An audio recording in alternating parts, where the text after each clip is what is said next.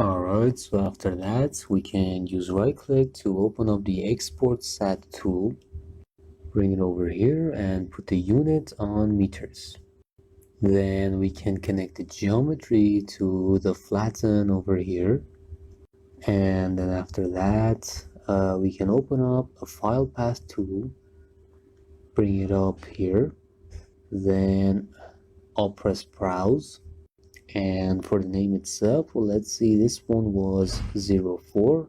So we'll go with the same 04-floors for the name dot sat. Alright, then press open.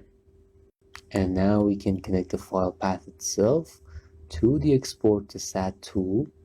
After that, I'll use right click to look for CSV and open up the tool that says export CSV. Then let me just get a copy of the file path here, and we can connect this file path to the data export CSV. Press browse, and for the name of this one, we can go with 04-floors.csv. Then save, and then we can convert the data with the transpose tool and then connect it to the data export CSV.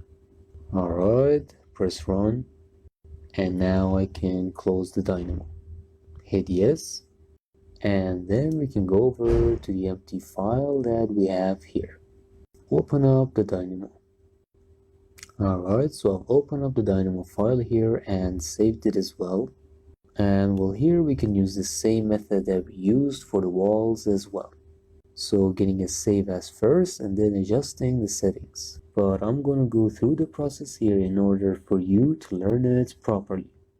So the first thing I'm going to do is open up the file path here. There we go. And as you know, after this, we have to open up the file from path tool. Alright, connect the file path to the browse and put the dynamo on manual settings. Then we can get a copy of the file path and bring it down here. Now we can press browse on the first file path and select the floors.sat formats. And then we can select the Excel format in the second file path. After that, I'll use the right click option to look for geometry.import and open up this one that says import from SAT, connect it to the script and hit run. There we go, we get all of the parameters over here as well. After that, I'll use right click to look for data.import CSV. Open it up here and connect it to the file path. We don't want the Excel one, get rid of this one, and look for import CSV in the library instead. Connect that one instead and press run. There we go, and I can create another code block here. Let me just deactivate the preview of this one so it wouldn't bother us. Put an X, then bracket, and 0 inside of it in the code block, and get 2 other copies of the code block here and align the 3 of them. Then we can edit the 0 to 1 and 2 for the indexes. Connect all 3 to the list and hit run. There we go. After that, I'll use the element types tool, and well, for the first type, I'll open it up and put it on the level option. There we go. Let's get a copy of this, and let's go with floor type for the second one. After that, I'll use right click to open up the tool all elements of type and connect it to the first element types. Then get a copy of it and connect it to the second one. Now let me just reorganize these to keep it as neat as possible and hit run. There we go, we get the list. And alright, it's about perfect. After this, I'll go over to the library and look for floor.by outline. Open up this one that says and level, which uses the default Revit package, and outline, floor, and level are the 3 inputs that we get.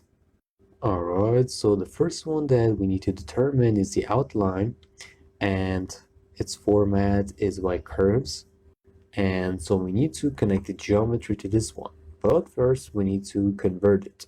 In order to do that, I'll open up the list.chop tool and connect the list to the geometry. Now let's see what we should connect to the length itself. It's the third code block here. There we go, and hit run. And we get the results once more. Alright, and now what we're going to do is join these using the same method that we used for the extracting process. So go up here to the library and look for polycurve.byJoin. Open this up over here and connect it to the list. Make sure we connect the curve, and let's just deactivate the preview of this to keep it as neat as possible. Hit run, and there we go. This is our outline. So then we get to the next step. What we want to do here is determine the floor type. Make sure to go through the method step by step in order to be as comfortable as possible. And where we want to connect the floor type is to the all elements over here. So first I'll open up the element.name tool and connect it to here, which gives us the names. After that, I'll go to the library and look for list.allIndexOf. Now the input for the list can be the string here, and our item is the floor type, which is inside of the number 1 code block. Press run, and there we go, we get a list of these, and the type itself is generic 300 type 0. Alright, and after that we're going to use the flatten tool. So use right click to look for it and open it up here. Then we can connect the list to all index of, which converts the results into one type. And after that, I can open up the get item at index tool. The index is the input that we get, and it's from the flatten. And our list is the all elements of type. Hit run.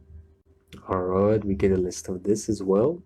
And now I can connect this to the floor type.